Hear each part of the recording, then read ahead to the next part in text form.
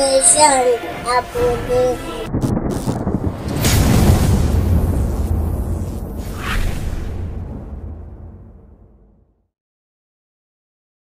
Sango.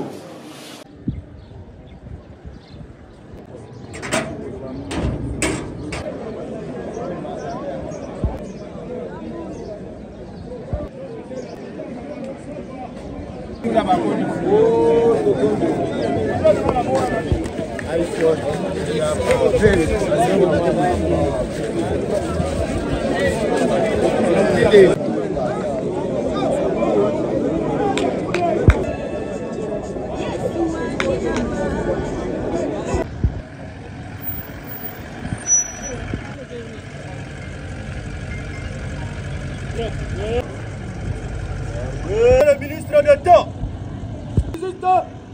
officiel.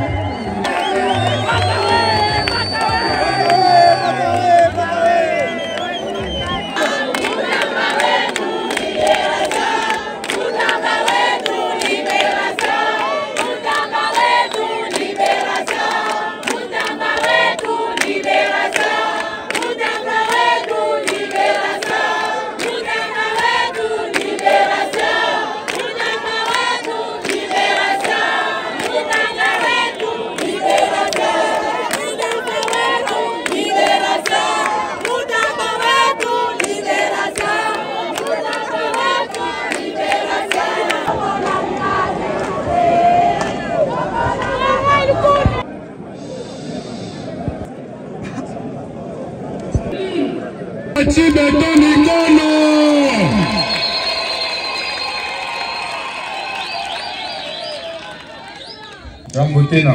Jambo sana. Nakuya kuvisite mara ya pili prison yetu ya Kasatu. Nilikuwa kuverifie kuangalia mambo ya grâce présidentielle mkuu wa nchi alisinye na yenye mie niliexekute par arrêté yangu, na kisha kuangalia vile namna gani baprisonnier benye bata-remplir ma condition juu batoki bafanya nini batoki. Unajua kama tangia mkuu wa nchi alitunome, objectif yetu ya kwanza ilikuwa ya kuameliore ma condition de vie ya ba prisonnier, ma condition ya détention. Ashina mon facile mais tuwa napikanisha juu ya kudésengorger ma prison zote na pia ku améliorer ma condition de détention. Mais à pire, il kusema bantu ba mu parquet batumike na ba juge juba ni patie liste ya ba prisonnier benye na fa batoki. Mbele yangu kutoka Lubumbashi kajirasuri kama huyu mtu mwenye alikuwa innocent na walimuuliza mbuloko afanya nini yatoki. Parce que sur 2040 détenus, que nous ne croyons pas, plus de 1255 légaux pas prévenus. C'est extrêmement grave. Tout qu'on a mené chaque fois ma vitane d'année de Miguia. Mon cul est dans la bibliothèque, mon galier comme ça, toi parti. Chef fouille nous pas plus. C'est là comme ça.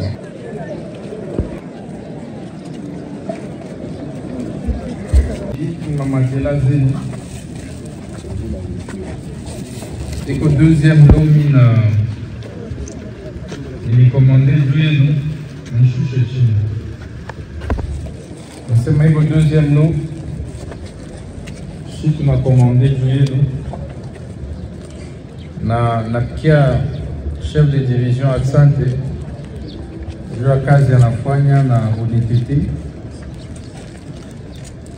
parce que malgré ma difficulté à tenir na ma instruction yenye nimpatia na directrice ya Tuzona hivi mbapikie mikono mutabeba ima matla muzitie mu mapavillon zote. Objectif yangu ni kusema sipendi tena kushikia kama prisonnier moya iko nalala kubulungu, nasikilizana. Donc moko nabeba ima matla yenye tunaipatia jua mwende mutie ma pavillon zote, sio vile? Asante. Donc mimi napatia ba responsable bini, mais je peux kushia kama mnayojisha ou bien mnayaharibisha, donc muigarde bien. Asante. Tunafurahi juu ya kuona baba kwa kututembelea. Wanasemaka kama baba anafika kunyumba na njala imeishi. Nadhani baba tunashikia bile anatoka kusema. Madosie yote ye ni mzazi. Kama mtoto anachoma nyumba, baba hawezi kumtupia ndani ya moto. Si tunalomba kwa baba mzazi, siye tuko batenda mabaya, mea situangalie bubaya bwetu. Tunalomba eturumie, nadhani miaka tunafanya humu, si bote tuisha kushanje.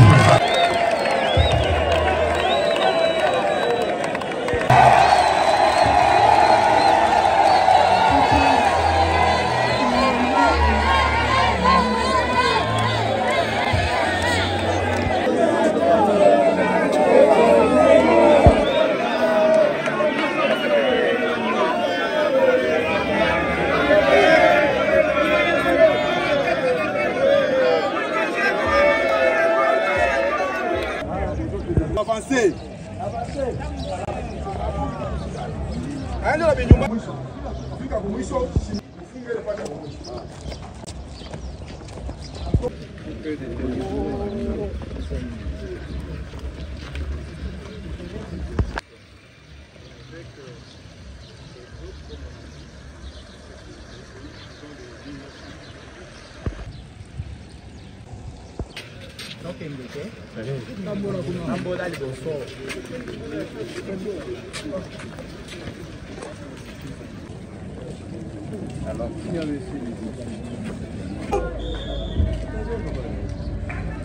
Au centre.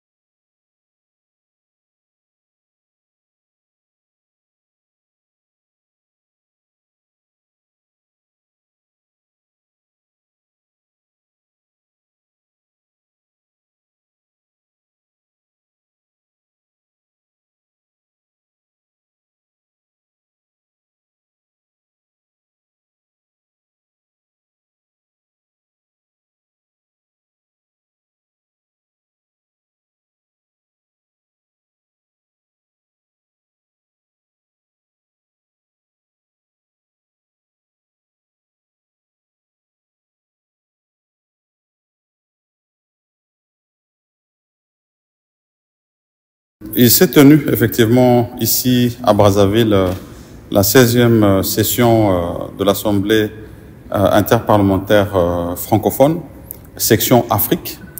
Et la République démocratique du Congo est venue ici à Brazzaville dans une double représentation d'abord de l'Assemblée nationale et du Sénat pour marquer notre présence à cet événement, mais surtout répondre aux instructions nous données par son Excellence Monsieur le Président de la République, Monsieur Félix-Antoine Tshisekedi Tshilombo, pour dire d'abord que nous ne pratiquons pas une politique de chaises vides, et puis partout et sur toutes les scènes diplomatiques, nous faisons entendre notre voix. Bien sûr, nous avons échangé sur les questions qui concernent cette communauté de l'Assemblée parlementaire francophone, mais surtout nous sommes revenus sur cette situation de la sécurité à l'est de la République démocratique du Congo, situation que nous déplorons et situation qui est condamnée aujourd'hui par tous grâce à cette diplomatie agissante de son Excellence Monsieur le Président de la République pour demander à ce que, au niveau aussi de cette communauté, on puisse prendre en compte non seulement les différents processus dans lesquels nous sommes engagés, l'appui des sanctions contre le Rwanda et ses supplétifs du M23, mais surtout l'appui sur la résolution 2773. Que tout cela soit repris dans le communiqué final et que nous ayons cette solidarité de cette communauté où c'est vraiment une diplomatie parlementaire qui agit et demander à ce que nous puissions avoir toute la solidarité de cette communauté. Donc nous partons ici en nous disant que nous allons poursuivre cet élan avec bien sûr cette Assemblée parlementaire francophone section Afrique où nous discutons aussi des questions qui concernent l'Afrique et c'est un travail que nous faisons conjointement avec l'Assemblée nationale où ici nous avons eu cette belle délégation qui a accompli ce travail qui va se poursuivre encore avec une rencontre avec les présidents des Sénats de la francophonie qui devraient se retrouver ici demain à Brazzaville et dans d'autres assises qui vont encore venir prochainement. Merci. Le gouvernement de l'Union nationale devait être l'aboutissement d'un processus. Commençons d'abord par la cohésion nationale, retrouvons la paix ensemble et cherchons les acteurs qui sont à la mesure des défis du moment. Il faut refaire et rassembler tous les Congolais, c'est-à-dire la cohésion nationale, parce que nous sommes en guerre. 2, nous devons faire en sorte que l'objectif de la paix soit l'objectif numéro 1 pour recouvrer l'intégrité territoriale de notre pays, pour recouvrer la souveraineté de notre pays et mettre fin à la guerre.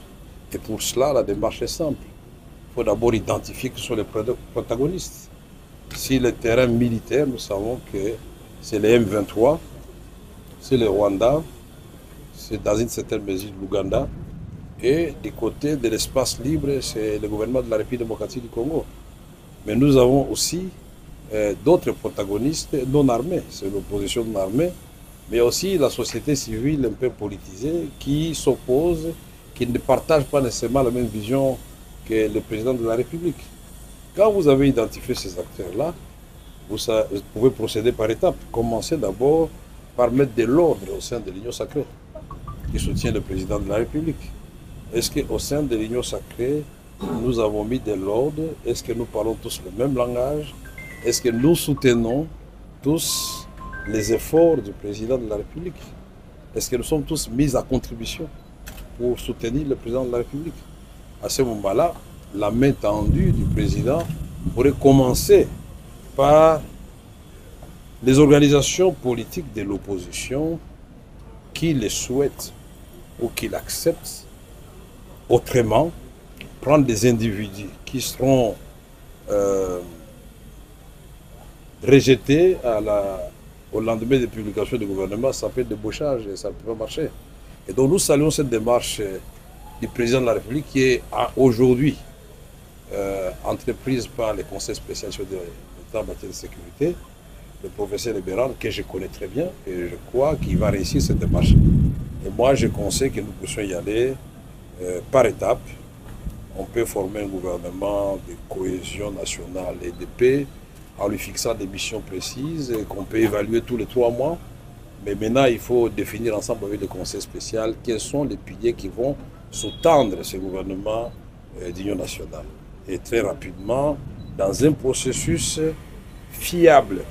Nous avons déjà Luanda, Nairobi, nous avons la CENCO. Comment le Conseil spécial de l'État en matière de sécurité va faire la mixture de tout cela pour avoir les sons de cloche des uns des autres, de façon à ce que nous opérions la magie de rappeler nos amis du M23 vers la patrie et de poser les armes pour qu'ensemble on reconstruise la République démocratique du Congo.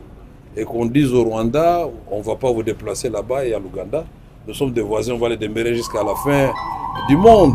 Et il vaut mieux vivre en bonne entente qu'être des protagonistes chaque jour. Et nous avons dit aussi au Conseil spécial du président en matière de sécurité que le président, en ce moment, doit faire en sorte qu'on ne puisse pas tolérer que n'importe qui passe à la télévision ou dans les réseaux sociaux parler à son nom pour énerver justement cette démarche de la recherche de cohésion nationale et de recouvrir la paix dans notre pays. Plus nous sommes unis, plus nous sommes forts. Il ne faut pas qu'il y ait contradiction entre l'objectif, la pensée des chefs de l'État et les actes qui sont posés sur le terrain, par les institutions, par les individus. Il ne faut pas frustrer les gens davantage si nous voulons aller très loin. Et moi, croyant, je suis convaincu que, quelle que soit la durée de cette guerre, la paix c'est pour demain. Ça dépend de nous. Merci beaucoup.